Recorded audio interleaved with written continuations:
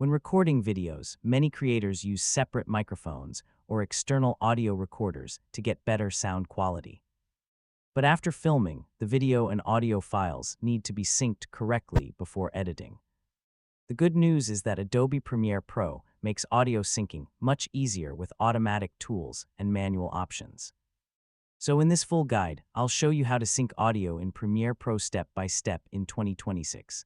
First, open Adobe Premiere Pro and create or open the project you want to edit. Now import both your camera footage and the separate audio recording into the project panel. Drag both the video clip and external audio clip onto the timeline. To sync manually, look at the audio waveforms and identify matching sound peaks like claps, speech, or sharp noises. Premiere Pro also includes automatic audio syncing.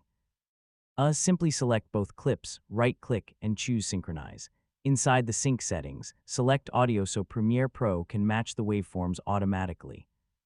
And create cleaner, more professional video projects using Premiere Pro.